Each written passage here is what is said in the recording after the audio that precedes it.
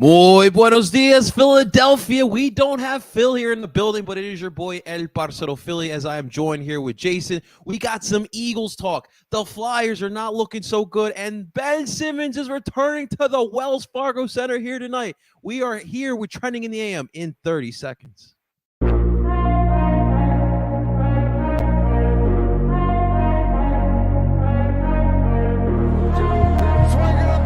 Holding gets around in front. And Philadelphia has it.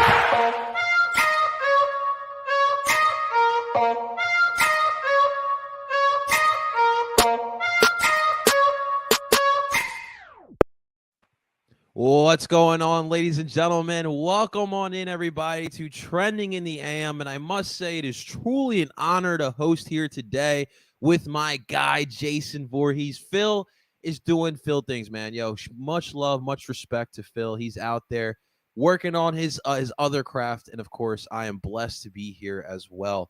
Of course, Jason, good morning to you, my friend. Thanks for having me on, brother. Dude, thank you. And I just have to piggyback off what you just said. Like, honest to God, like, I don't know if people realize it, but like Phil to me is amazing. Like what he does, the amount of work and effort he puts in, he owns a business. And you and I were talking about this before we came on the show, like that it's a lot of work that goes into content creation. It's not just doing the show. I mean, this is the fun part of it, but there's a lot of work and a lot of preparation that goes into it, whether it's setting up the show, coming up with topics, how are you going to talk about those, all that kind of stuff. And Phil does all of that and does an amazing job at it. So Phil, enjoy your vacation, please. Do not worry. We got this. And happy to be here with you, Parcero. Yeah, man. Listen, making content is not easy, and what you guys have been able to do with Trending AM is this is a really great show. It's growing, and of course, as you know, here in Philadelphia, we're lacking a spectacular morning show. So to be part of this is truly special. And Phil, man, we got you, buddy. We got you. Don't you dare worry. We'll be taking care of everything here, man. But yeah, dude, much respect to Mr. Phil, man. But Jason, where do we start here, man? I think we got to start with what you're wearing here, brother. The Eagles. The birds, man. So listen, today, guys, we want to talk about, look, coming off of listen, it was an ugly win, but it was a good win. You get back on track. Win is a win in the NFL. But the question is here today, do the Eagles seem like they are back in track after Sunday's win? And of course, we got a Thanksgiving week matchup on Sunday Night Football. Our boy Scotty is going to be there at the game, at the link. The all black. First off, Jason, are you ready for the all black? Not just the jersey and the pants. Well, we got the dome too is black. How you feel about that? First off, I mean, honestly, I think it's cool. I do. I think I like, the new, the different jerseys, the ones that they wear, the kind of different, not the norm. I think all black is cool because to me, it's like it represents well, not that the Eagles are evil, but it's just something about that color that does it for me. And I think, I think it'll be pretty cool. Especially what would be even cooler is if you had a little bit of snow, not like Buffalo, but like a little bit of snow. So you had that black with the white, in the background. That would be cool. But anyway. Jason, you wouldn't be able to breathe if you were walking to Buffalo out Sunday. 6 feet, dude. Oh my God. Like I just keep seeing all these videos and stuff, pictures on Twitter. And it's like, how in the world can you I think the most snow I remember was, I believe, that 96 storm, at least in my lifetime. Okay. I know there was probably bigger storms, but that was probably a couple feet, but dude, approaching 6 feet. Yeah, I'm 5'11", literally above me. Now, this is going off of Mama Parcero, but 94, that's the year I was born. My mom told me about that year, and that was a crazy one. We lived right on the boulevard, right on Roosevelt Boulevard, and she missed a lot of doctor's appointments because of this crazy snowstorm, man. But people wonder why Buffalo fans are so crazy. Do you see what they have to deal with? You'd be crazy too. I know, right? But I mean, and then it brings up an interesting topic. I see some people, even our own Phil, he thinks there should be a dome in every stadium. I think the weather is just really cool, like the snow. I remember the Eagles-Lions game when Yeah, change man. that signature game, like in the snow. Like that to me was all just it was so fun to watch. I wish I would have been there actually, but I mean, like, look, I'll be listen. I feel that if you're in a cold area, the outside stadium is a home field advantage, right? So like I'm a little bit biased with that. I would rather play outside. And listen, I'm not big on going to NFL events. Like I just don't like going in person to those games. So I'm okay with sitting at home on the couch, my warm comfies, and watching a cold ass game. But it is a really interesting question. But I feel like listen, if you're one of those teams, like you're talking about Buffalo, Minnesota, like those teams get the real snow, right? Like maybe that's something that they should definitely consider because look what happened. Now you got to move a home game to Detroit. You kind of lose a little bit of your home field advantage, although we do know Buffalo fans, very similar to Philadelphia fans, they will travel. So that's definitely a perk for them, man. absolutely. I mean, I don't know. Like I haven't checked the forecast at Lambeau Sunday, but it would be like I said. I like. I don't like. Obviously, you're not going to play in 5 feet of snow, but like that kind of a snowstorm when the Eagles played the Lions, that was like just perfect. It was like just enough to cover the field, and it was just. I just think the elements bring out another element, and as you said, it's a home field advantage for the team that you For know. sure. It's funny, Jason, about that. The Lions game you mentioned, I think like an hour before kickoff, the snow just started coming down. And like the morning of it was a clear day, and all of a sudden it just starts snowing. It's like, okay, well, we got ourselves a snow game. Here we go, Nikki Foles. There you go. Absolutely. Awesome stuff here, man. So let's move on here. Let's talk real quick about this team. So look, obviously we'll talk about the injury bug that's going on through Philadelphia after the championship run. We went with the Phillies in the Union, but the Eagles also got hit by it. Howie being Howie's like, all right, no worries. I got it. Signs a couple good players, and you saw what happened on Sunday. But for you, what is the most concerning part about this team as we're trying to get on track? And the question being, are we back on track? So listen, I know there's people out there that are still obviously there's going to be criticism and rightfully so. Like it was a loss that wasn't pretty, but I'm one of those people that believes that really there is no such thing as a bad loss because a win is a win.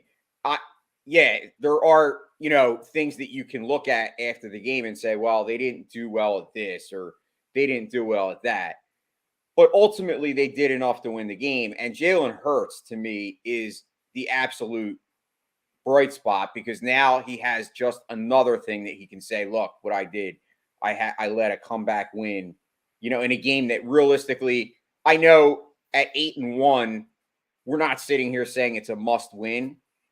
But when you're in Philly playing in this market with the level of passion that our fans have and the expectations that we have for our team, that was a big win because you could just see it where if the Eagles had lost that game, the narrative would be just spinning like, oh my God, this team's a fraud. I mean, there was people saying it after 8-1, like, oh, they're a fraud. Like they're just the trolls and the The unhappy people. haters, Cowboys But fans. you could see if we lost that game, there would be conversations starting to be had like, is this team not really that good or what are we watching? So to me, it was a big win to just get the win, especially being that they were losing in the fourth quarter.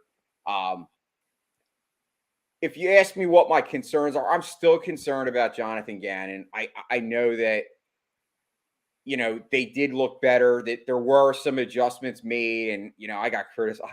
I put a tweet out and I'm still hearing about it. But listen, Jonathan Gannon just needs to instead of being so that guy that wants to be the smartest man in the room, read the room, know what your problems are. Like you see that our defense is having a problem stopping the run.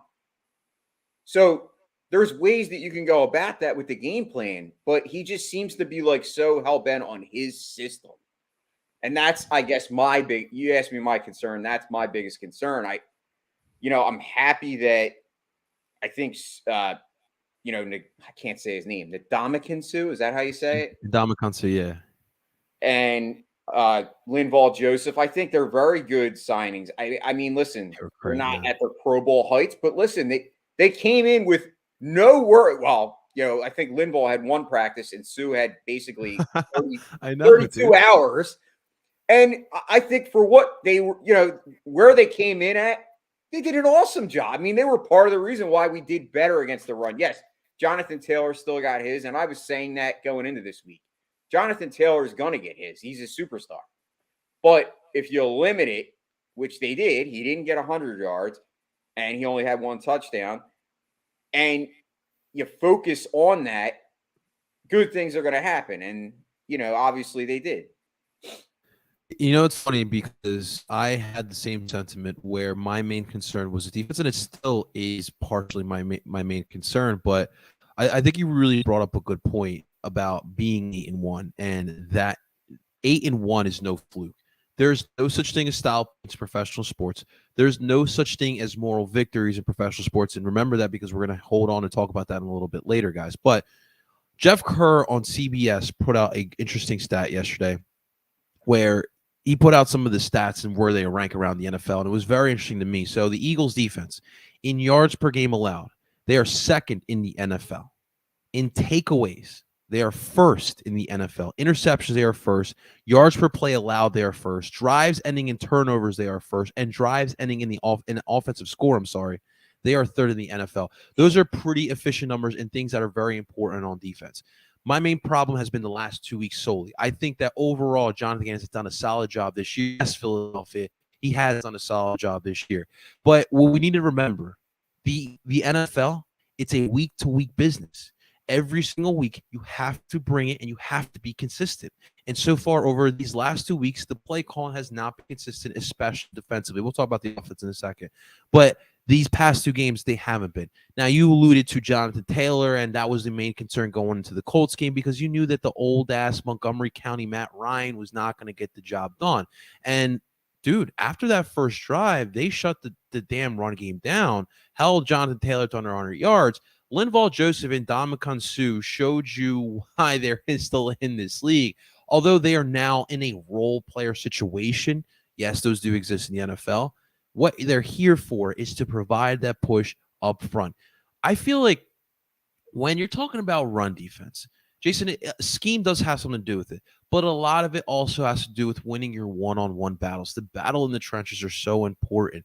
Yes, I mean, you can line up 5 defensive linemen with 3 linebackers. I mean, you want to put yourself in that situation, go right ahead, but you still got to win the battle in front of you. And I think that that's what needs to be done. I think just consistency is really the main thing here, and that's what I need to see the Eagles do going forward. And look, you don't have any world beaters going in your schedule, but you got some teams, including what you have upcoming on Sunday in the Green Bay Packers, who are looking to jumpstart their season, who do feel like they have a chance and are going to be looking to take it to the Philadelphia Eagles. The Eagles are the big dogs right now.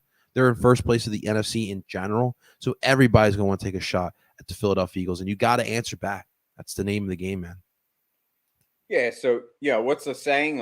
It's a long way to the top. I mean, when you are at the top, people are gunning for you, as you said. So it could be the Packers aren't really good as far as record wise, but they still have an employee, Aaron Rodgers, at quarterback, who's still arguably one of the best quarterbacks of our lifetime. I mean, I get it. Right now, he's got little to no weapons, and that's probably why he's struggling. Which, to me, that's a conversation that we could have another time. Like, why would they let a guy like Devonta Adams go when he's just so amazing? But anyway, that's besides the point.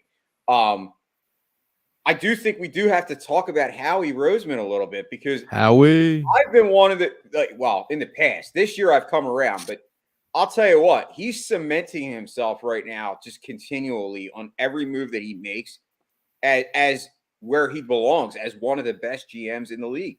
The guy is just he wants to win, and you can tell by the moves that he makes. Like bringing in guys like Sue and Joseph, not only to me signifies that he wants to win, it signifies to me that he's plugged into this organization and he knows exactly what's going on at every moment because he goes and gets 2 guys that's their forte, stopping the run.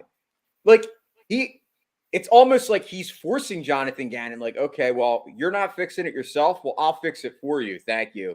And he brings in two guys. Like, that's just how he's playing. And I just look at that and I'm like, we are blessed to have a guy like Howie Roseman, because we could be like on the Colts situation and have the GM that they have there. And it's just, mind boggling and baffling what that guy's, obviously done with the Colts. So I just want to shout out to Howie Roseman, because I was wrong about you, Howie. I was. And you are literally showing everybody, including me, just how good of a GM you are. Jason, you know what I wish that could happen in Philadelphia right now? I really wish that Howie could just walk on over to Camden and just knock on the Sixers' door and be like, can I have a conversation with Doc Rivers and teach him about stubbornness will get you nowhere anymore. You saw how Howie, up until 2020, he was building a championship caliber team and he was going for it like it was all or nothing, right? But in the midst of it, he didn't realize some of the players that he had in the integral part, the core of the team, were starting to get old, starting to fall apart. We saw what happened in the Carson Wentz situation, and how he kind of just hit the reset button. And he brings in Nick Sirianni. He's like, hey, Jalen, here's your opportunity. You'll show us what you got. And all these moves that he's been making, dude, from the draft picks. Dude, right now we're sitting on a number 10 overall pick, and we're looking like one of the best teams in the NFL. Like that's just incredible. You still could be getting an impact defensive player next year who could be the face of your defense for the next decade. And going out and getting C.J. Gardner-Johnson, going out and getting A.J. Brown in trades. Those are two pieces that are part of your new core. And this is everywhere you look on this roster. Dude, it's some elite stuff. I mean, what's our weakest point? Maybe defensive end position, if that. Maybe the safety position. I don't know. Like it's crazy how in the span of 2 short years, Howie's been able to build this. But you know why I did that, Jason? It's because Howie has the ability. I think this has been ever since the Chip Kelly. Remember when Chip Kelly put him down in the basement, right? Ever since that moment, Howie's been able to reflect. He's been able to take seconds, reflect, and learn from the mistakes. What did I do? What did I go wrong? How do we rectify it? And that's what happened after 2020. And that's why he's built this great roster here that's going to be able to compete for a Super Bowl. That's why, Ndamukong Suh and Linval Joseph was like, please let me join. Linval had other opportunities, maybe some where he wouldn't get a lot of playing time, but he saw the opportunity here where he would get some playing time, where he'd had opportunity to win a chip. And that is appeasing to everyone, man. Yeah, I mean, you can't that can't be understated.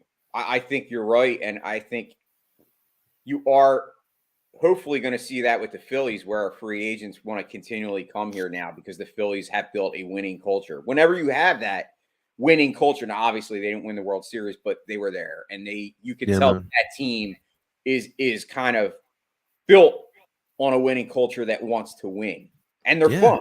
And I think the Eagles are the same way, and I think Jalen Hurts, obviously, I don't think we talk enough about him now. It's crazy that I think Jalen Hurts, before this season, it was almost like everyone, that was all everyone talked about.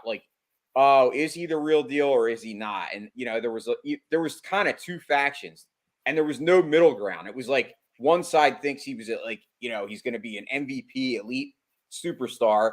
And the other side, we're like, the guy can't pass. He can't throw a deep ball. He's not accurate. It was like everything negative. And now we're at 9-1. And I don't think people are talking enough about how good of a season Jalen Hurts is having. It's almost like people forget to talk about him now because I guess they put all their energy into it before the season. And now it's like he's in the season, and it's like people just kind of gloss over. Everyone's focused on the defense, which rightfully so. Our defense was struggling, but you wouldn't know it by the stats that you just pulled off because all those defensive metrics that are important were up at the top. So I think you're right. I think it's revisionist history. I think it's more so what have you done lately? And it's the last couple of weeks that they struggled. But overall, I think at 9-1, you're definitely the best team in the NFL all across the board. I don't think there's a more complete team than the Philadelphia Eagles right now in the NFL. And that's a fact. So, Jason, we do have to ask here. It's something that a lot of people are talking about. But at what point do you start including Jalen Hurts into the MVP conversation? So I have his current numbers at the moment. So far he's got a 68.3 completion percentage, 2,407 yards, 15 touchdowns, 3 interceptions. Jason, we are what at we're going into week 12 if I'm correct, and he needs one more touchdown to match his total from last year. And obviously this is a winning team. So at what point do we start including him into MVP conversations? I mean, he definitely deserves MVP consideration. Like I know, there's some guys that have, way more yards and a lot more passing touchdowns. But like I look at MVP. See, I think that's sometimes where it's a problem because I think it's how the MVP is kind of utilized. And I know a lot of times it's quarterbacks, which rightfully so. Quarterbacks drive the bus. They're the ones, pretty much that's the number one position in sports. Like, really, I mean, if you don't have a good quarterback, you're in trouble. But I think Jalen Hurts, it's not just what he does numbers wise. Like, I love all the stats. He's putting up, he's going to have his best season, obviously. But it just goes to show you what you can get when you add some weapons. I mean, A.J. Brown, to me, was like obviously the number one decision that we made to go and trade for him because getting a wide receiver one is the difference between a quarterback being average to actually a quarterback being elite. Like you can make that jump just by getting an elite weapon that gets open and makes plays. And by the way, I think the reason why Jalen Hurts deserves consideration for MVP, other than the stats, is his leadership and what he does on this team as far as Most valuable player, man. Dude, I don't know how he stays so calm. Like you see guys like Tom Brady that are like just, always like adamant and this and that. And like no matter what Jalen Hurts does, he could throw a 50-yard bomb or he could throw an interception and he has the same exact reflection. Like he doesn't get excited and I'm not saying he's not excited. He's excited, but he's truly able to like hone He's grounded, man. He's his grounded. emotions.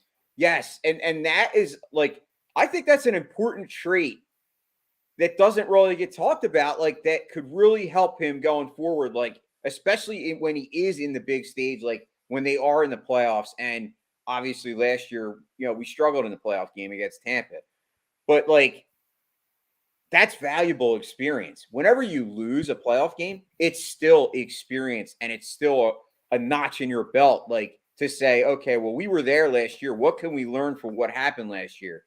And that's the kind of things that I look at with Jalen that I just marvel at because, like I said, I've always been a Jalen Hurts guy. Like I have. And I people can go back and look at my receipts. I was probably pro Jalen from day one. Like, maybe a little bit over so, like not knowing what he is. But I just always had a belief that Jalen Hurts, he might not have like the elite arm talent or he might not have all that stuff.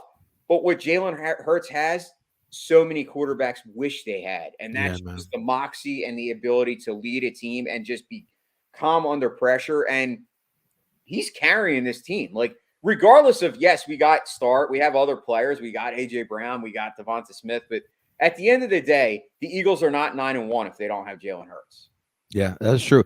And just a little bit of leadership 101 for everyone out there. Like when you have a group of men or women, whatever your field you're in, and they're looking up to you, it is extremely important that you stay calm, cool, and composed no matter what situation it is. I mean, I even look at the Quez Watkins fumble against the Commanders on Monday Night Football, and him going to the sideline. Obviously, that's heartbreaking, but calm, cool, collective. Not knowing that there could have been another opportunity, which there could have been another opportunity if it wasn't for the BG penalty, but we won't go there. But staying calm, cool, collective, and that's what he does well. And he's built for this moment, and it's truly and honestly been a lot of fun watching him grow as a human being, as a player. I did watch a little bit of him in Alabama. Dude, I never thought he'd be an NFL quarterback. I really didn't. He looked like one of those gimmick, rushing quarterbacks, that I always grew up watching. And for him to turn into an all-pro NFL quarterback.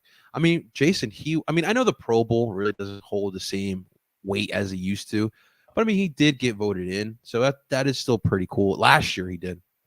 I'm speaking, but Jason, what's crazy? I'm looking at these passing numbers, dude. I still can't believe the year Geno Smith is having, man. What? He's got 2,400 yards passing, and he's got 17 touchdowns with 4 interceptions. Seahawks are like what, like 6-4, 7-4, 7-3, something like that. Dude, that's wild to me, man. Geno Smith is the epitome of a guy that just is patient with himself, Yeah, because that's the kind of guy that could have just been out of the league, like just said, screw it, I'm retiring, like because he just never got his shot.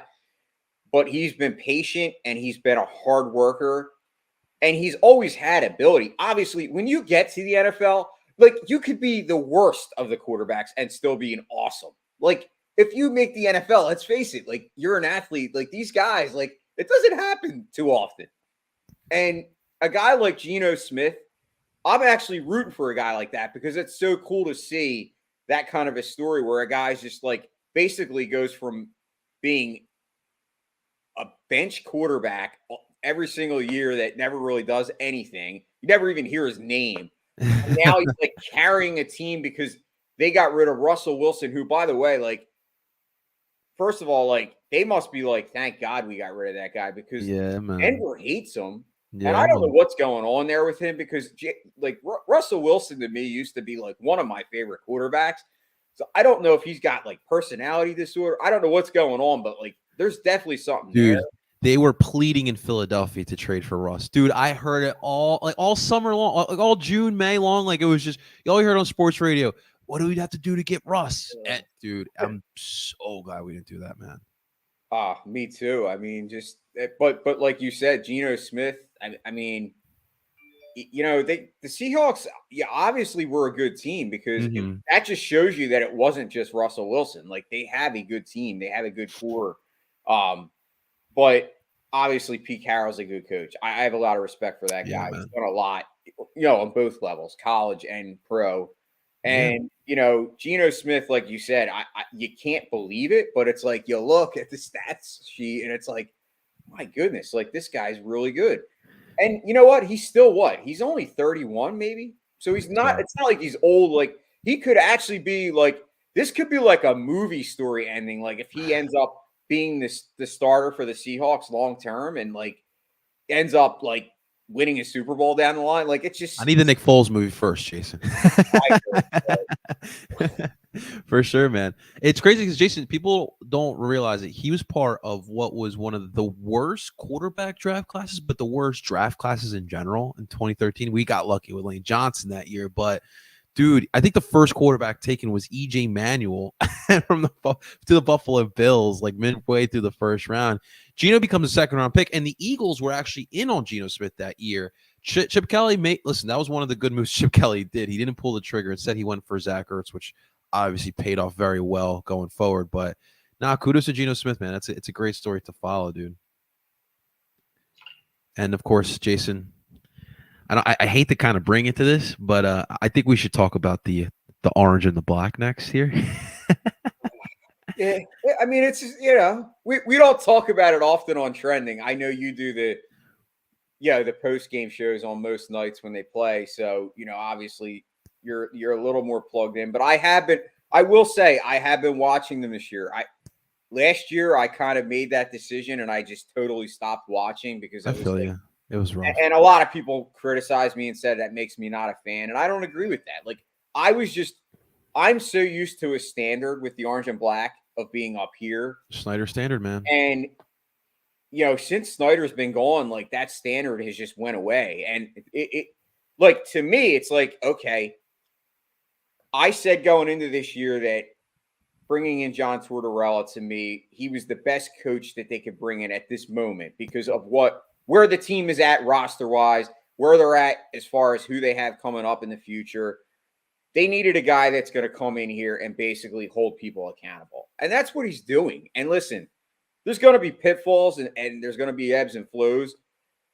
But like I said it, that all I wanted this year was to have a team that regardless of the record, regardless of the win losses, regardless of how many goals they scored, how many goals they give up, I wanted to see effort on a nightly basis.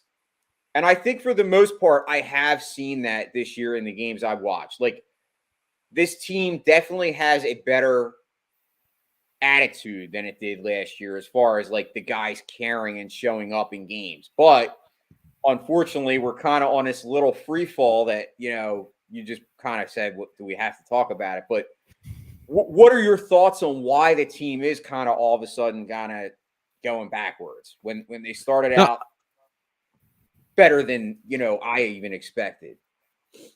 yeah, no, and I think that last night was kind of a breaking point. Like I looked on Twitter, and Charlie O'Connor, great writer by the way, kind of went on a little bit of a thread, started engaging with some fans. And I saw some very interesting takes about it. But last night, if anyone did watch or didn't watch, Flyers did fall 5-2 in a game where 2 minutes left into the third period. It was a 3-2 game. I mean, it was right there, and two empty net situations. The Calgary Flames kind of capitalized on. But here's the problem: now you're on a 7-game losing streak. Like you mentioned, Jason, this is not the same team. Tortorella has been the great hire. He's instilled a different mentality into this team, and where the priority is not getting goals, it's not getting wins, it's working your ass off for every single shift possible. It's just one play at a time, one shift at a time. It's literally, you can see it on the ice. The problem is you're continuing to get these injuries, right? We still haven't seen Sean Couturier this season. You haven't seen Cam Atkinson. You probably will never see Ryan Ellis suit up again for the Philadelphia Flyers. You just suffered another devastating injury to Wade Allison, who's having a great season. And then on top of that, you recently get Scotty Lotz and TK, who, by the way, Travis Konechny has been the biggest guy who has really benefited from having John Tortorella as the coach. He's having a fantastic season, both offensively and defensively. Like, he's getting after it. And so that's heartbreaking. So now what do you have, Jason? You're putting lines out there. So last night, your top line. I love Morgan Frost, and I'm not giving up on him, but he was your top line center, centering Owen Tippett and Joel Farabee. Right, you got guys on the forward lines, Kiefer Bellows, you got Lucas Zedlak, Tanner Lazinski, Zach McEwen was your second line winger. Like, you have a talent gap right now, and here's the issue. The topic last night was, at what point do you fire Chuck Fletcher? Now, for myself, I thought that should have been done in the offseason. The fact that, listen, the missing on Johnny Gaudreau was what it was, but it's like Chuck Fletcher still justifying some of the moves that he has done. The Rasmus Ristolainen contract extension, I still don't think the Kevin Hayes contract extension from 2020 or 2019 was still justified. All these injuries to all these players who, let's face it, have an injury history now. And now, the defense is still intact. They're not helping Carter Hart out. Carter Hart every single night has to play Superman. So, I mean, at what point, I guess the question is, at what point, do you fire Chuck Fletcher? Charlie O'Connor made the case that firing Chuck Fletcher in the middle of the season wouldn't help, but I would disagree. I feel like if you bring in another general manager midway through the season, dude, he's got a head start. He's got a head start of looking at what is here right now, what is down in Lehigh Valley, and what's coming forward with the draft, which, by the way, is going to be a good draft class. So I don't know. I think that's the debate here, because I don't think this is going to get any better. All you can really hope is Tortorella builds a culture and has these guys keep believing, because, look, we saw what happened last year. 2 separate losing streaks of 10 or more games.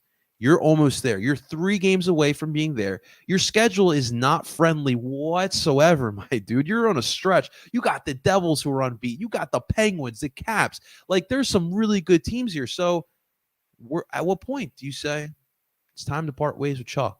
And that's the decision that Comcast should have made a while ago, but that's where we're at right now.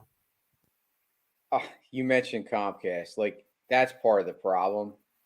And that's where I think you really went downhill when Ed Snyder passed away. Like, there's just nobody in that organization at the top, very top, that really gives a shit about anybody. Doesn't care about the fans. They don't.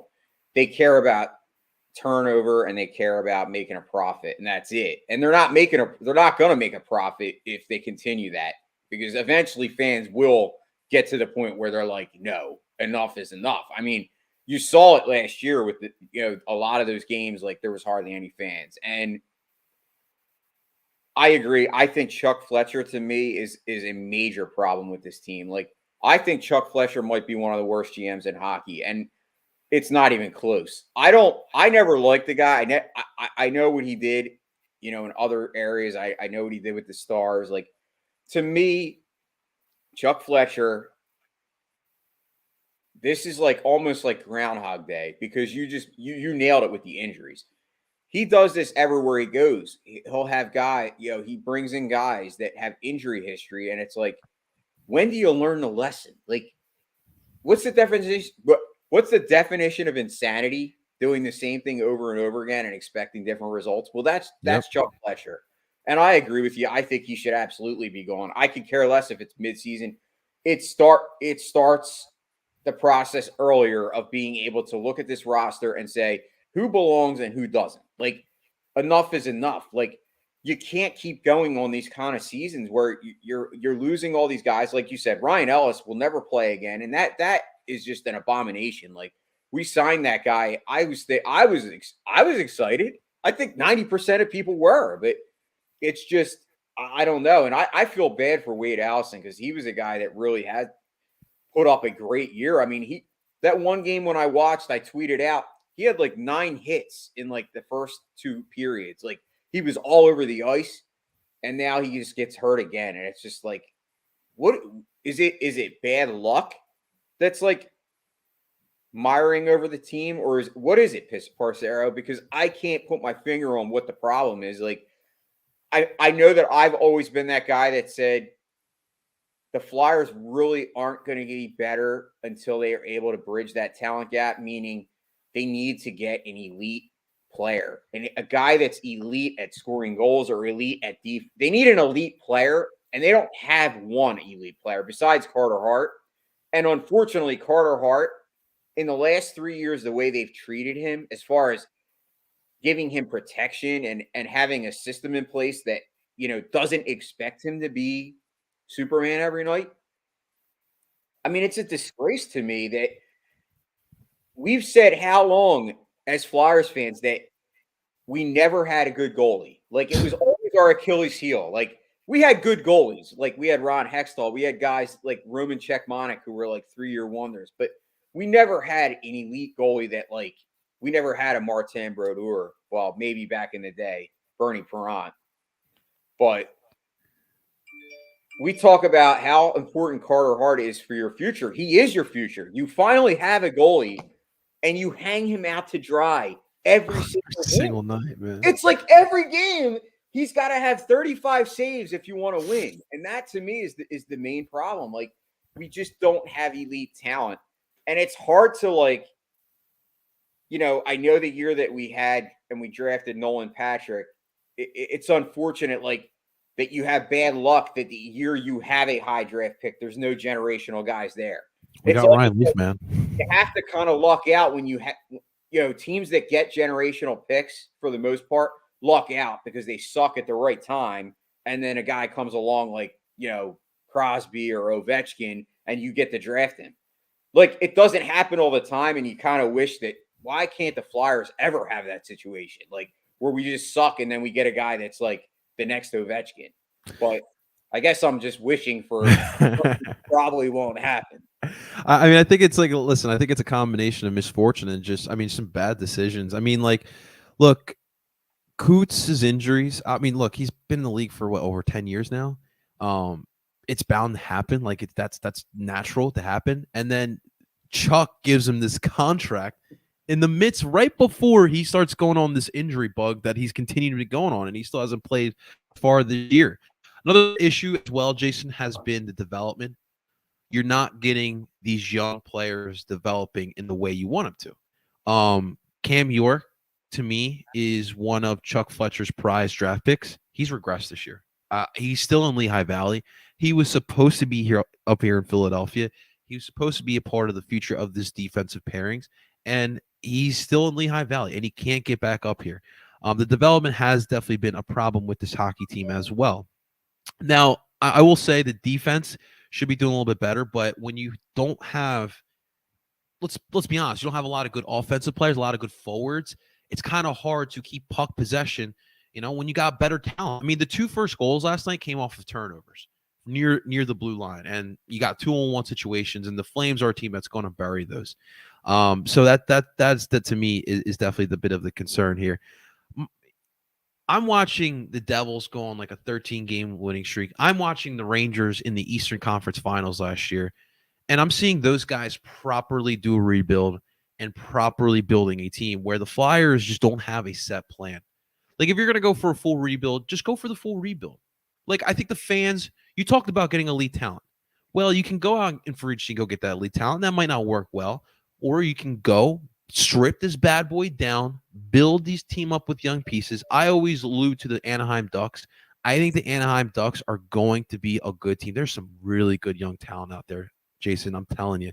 But it takes it being ugly before it can get pretty. But the problem is the man pulling the strings here in Philadelphia, I don't think he can get it pretty.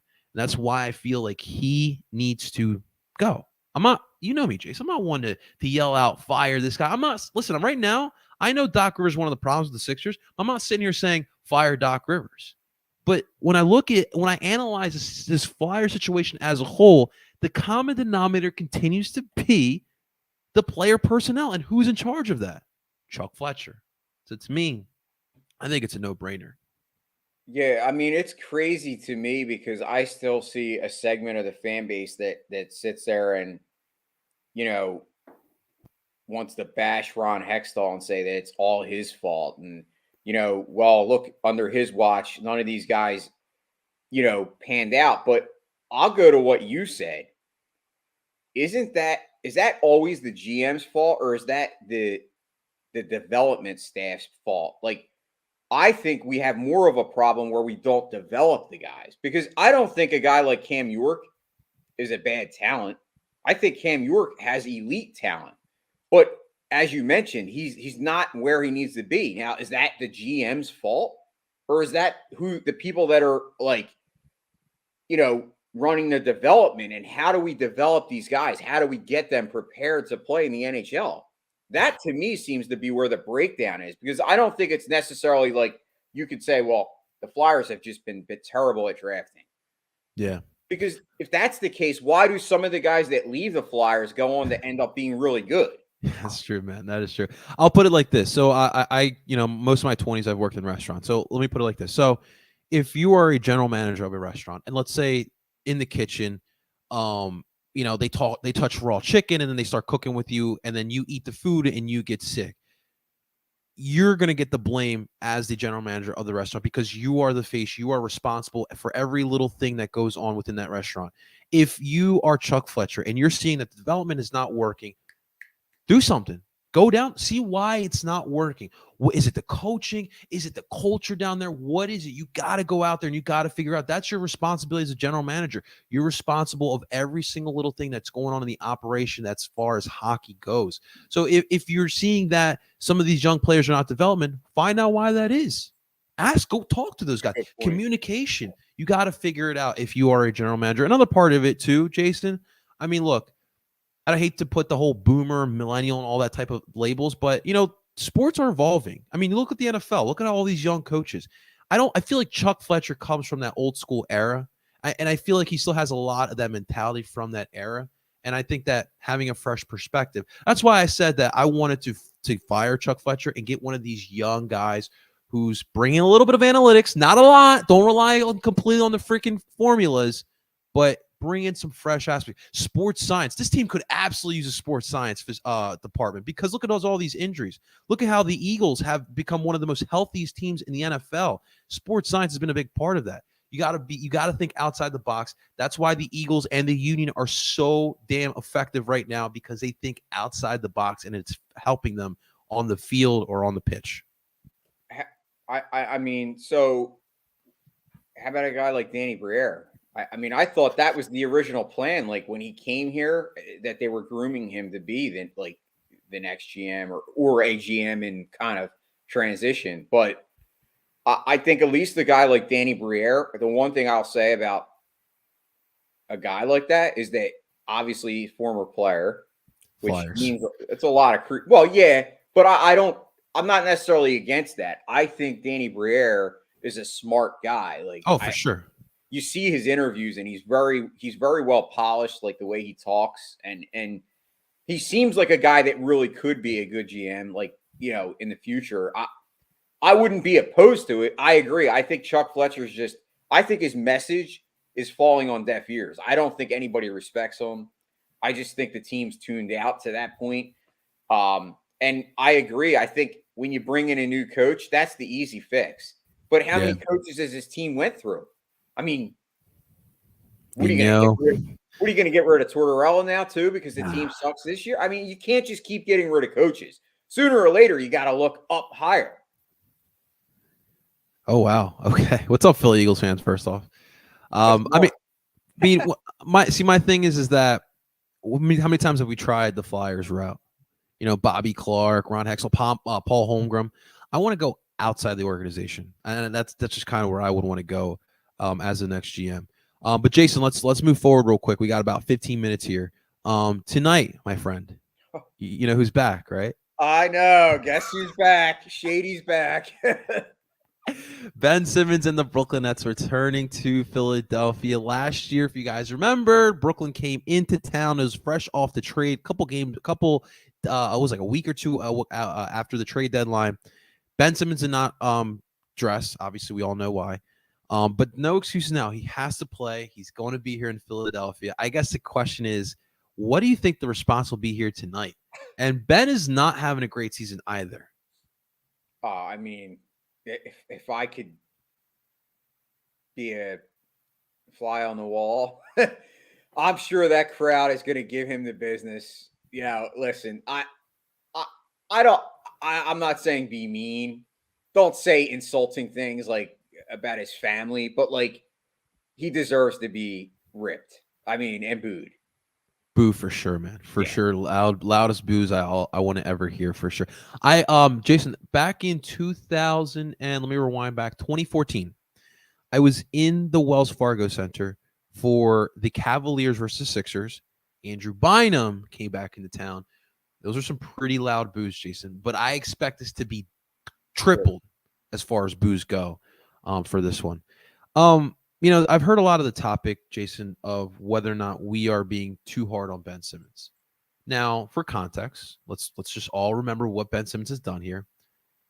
Number one, he failed to develop his game further when we saw all the talent, all the promise, but he made every excuse possible. He fought every single media member and never wanted to develop his game fully. The Game 7 against Atlanta, we all remember. I am what I am. It is what it is press conference. And then the craziest offseason in Sixers history, he straight up just quits on the team, doesn't want to play. And the worst, to top it all off, the cherry on the sundae, he uses the mental health card with Jason. I know you know damn well, brother. That was so effing wrong, man. That was so, and that to me, I could have kind of, you know, maybe sympathize with him. But once he used that card, I knew it wasn't mental health, dude. Come on, man. Because you don't want to lose your money. And obviously he goes to the arbitration, and I guess he gets his money back. It is what it is. But, Jason, this Ben Simmons that we're seeing now at Brooklyn, it's not the same Ben Simmons from 2020, 2021. Dude, he's got a huge mental block, even defensively. Now, look, he's had, an ankle and a back injury that I guess it's still affecting him. Listen, I'm sorry. It's just tough for me to kind of believe it because of what happened before. So he's not the same player. He's going through mental block. He's lost his confidence. Where are you at with Ben Simmons, man? Well, I've been saying this for the longest time. I mean, I've talked to Phil about it. Phil actually always reminds me that, you know, I've said it. My opinion of Ben Simmons is that he really doesn't care about the game anymore. I don't think he really ever has. Agreed. He's been in the NBA. And I think when you have a player like that, I think at this point in his career, he's just collecting a paycheck. Like, he doesn't want to be there. To me, if he really wanted to do the right thing, he would just say, like, I'm going to quit basketball, or I'm going to retire. Do whatever he wants. Do what you want. Be happy, because he's obviously not happy. He's miserable as a like, you could tell it. He just wears it on his shoulders that he just doesn't want to be there. And I don't think you could just say, oh, well, it's because the team is lacking other players. They have Kevin Durant. Well, I know they got rid of Kyrie, but like, that team's obviously in flux. But like, I just think Ben Simmons' major problem is that he just doesn't really want to. He doesn't want to get better. And if you have somebody that doesn't want to get better, it doesn't matter if we criticize him or not. He doesn't care if we criticize him, really, because he doesn't care to be there. And that's just where I'm at with. I don't hate is a strong term. I don't hate anybody. I don't dislike Ben Simmons as a person.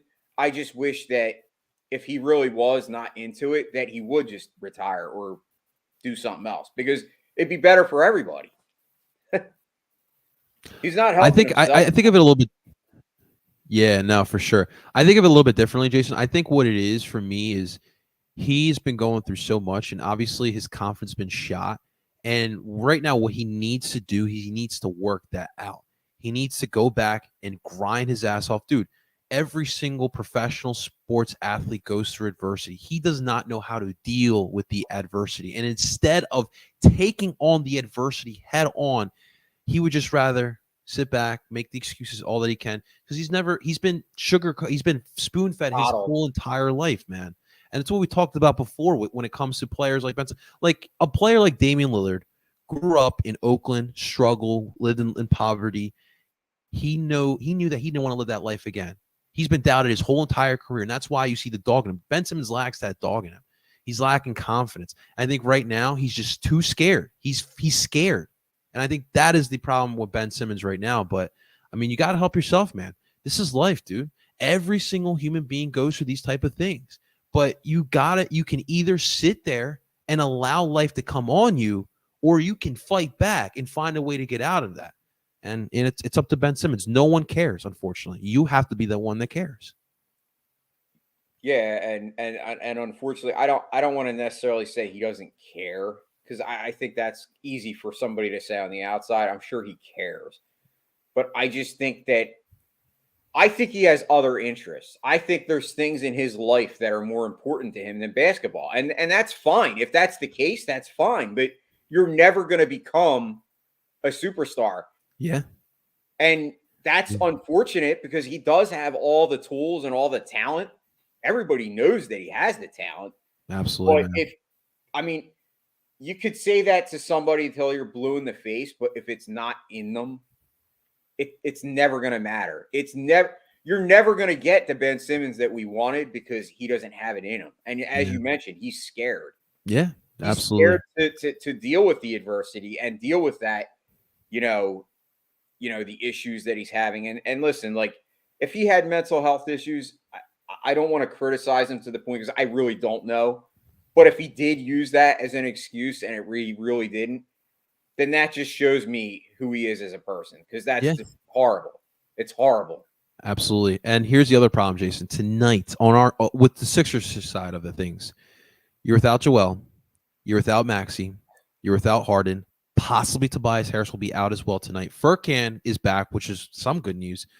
You're missing out of players here tonight. So I think tonight's going to be very, very interesting to see.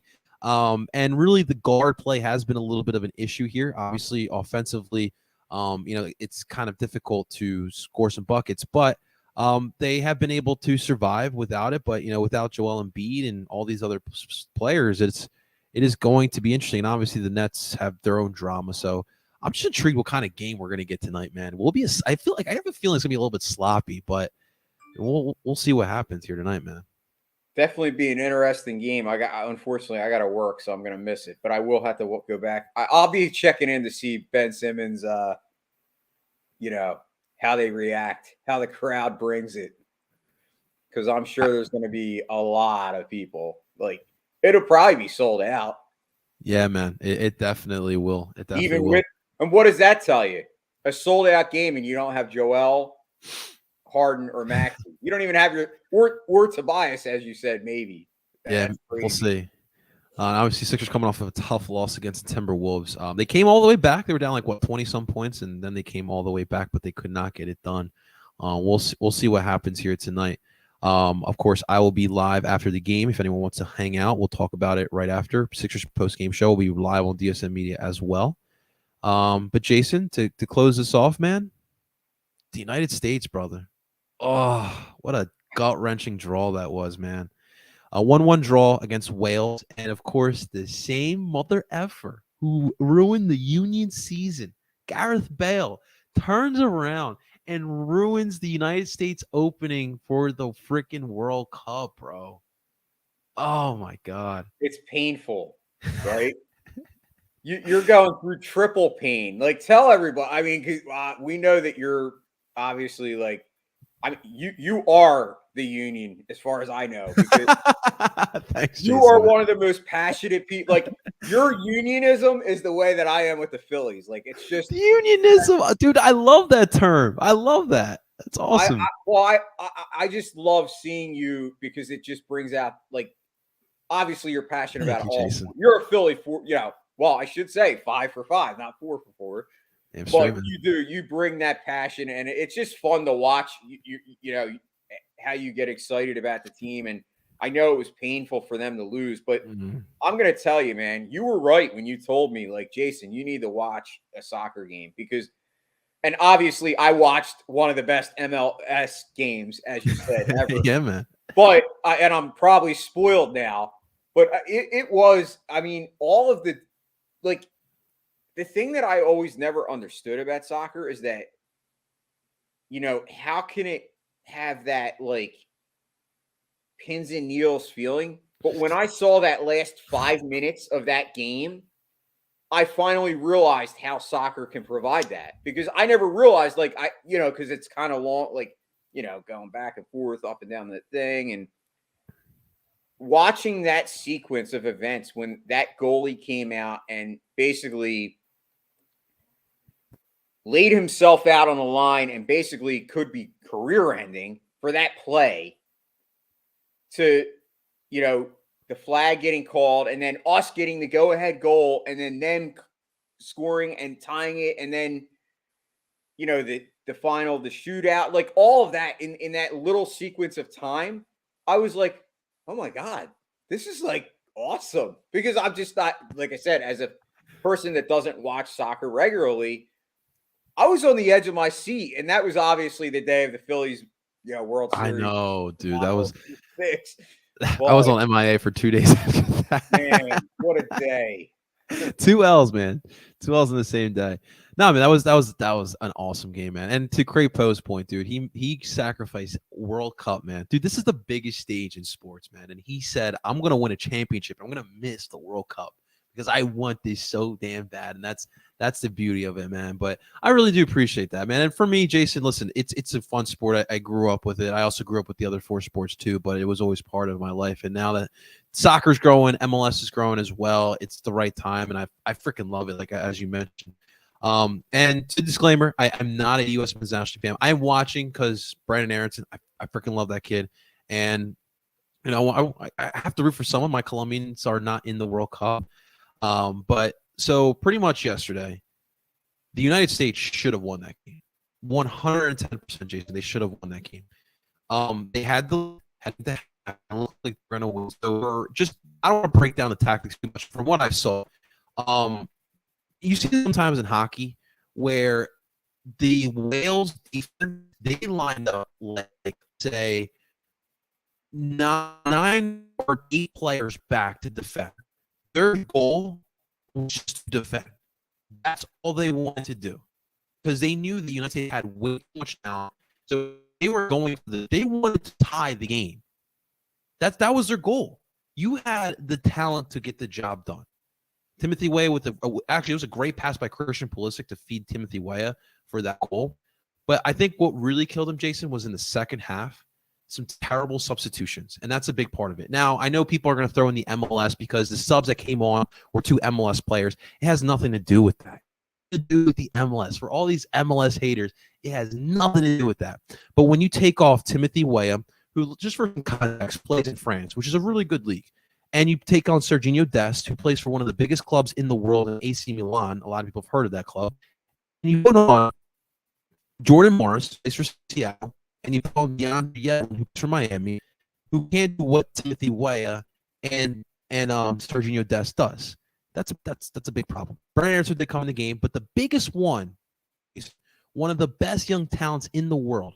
Gio Reyna plays for one of the biggest clubs in Germany. one of the most promising players, doesn't even come on the pitch. How do you not put on one of your best on the pitch in the second half, man? That is a terrible one. I do know that Americans are kind of soured on Greg Berhalter, but dude, he's got to go, man. I expect him to be back in the MLS after Qatar because, dude, he's really destroying the United States' chances because it's a talented team, and he's really destroying their chances. And to your point, Philly Eagles fan, I don't like their chances against England. Now, you want to go for the draw, right? I mean, but England just destroyed Iran 6-2, and there's some talented Premier League talent on that team. So I'm not really feeling, if I'm American, I'm not feeling too comfortable, which I am American, what am I saying? But if I'm an American fan, I'm not feeling too comfortable going into Friday's game against England. Black Friday, too, dude. Freaking crazy, man. Freaking crazy. You gonna be watching on Friday, Jason? I will. I wonder what time that one's at, but it should be freaking interesting, man. 2:00 on Black Friday, guys. So take a break from your Black Friday shopping. Hey, there you go, Jason. It's a great time to watch. It does suck, Jason, because this is in the winter time. Typically, when it's in the summer, you get to do the outside watch parties, right? But hey, we'll make do here, man. We'll make do. Yeah, Jason, I'm not a man. cold weather guy. I feel that, man. Cold. I feel that completely, man. Jason, man, that's an episode of Trending the AM, man. Thanks so much for having me on, brother. Thank you. It's been a blast. Absolutely, man. So Phil's going to be grinding it out. We'll see what we'll keep you up to date what's going to happen tomorrow, guys. But that's going to do it for today in Trending the AM. Make sure you guys subscribe, like the video as well. Push us out in there in the algorithm. Make sure you guys follow Jason Voorhees. Make sure you guys follow myself. Our Twitter handles are on the screens here as well. Until next time, ladies and gentlemen, that is Jason Voorhees. I am El Parcero Philly. You guys enjoy the rest of your day.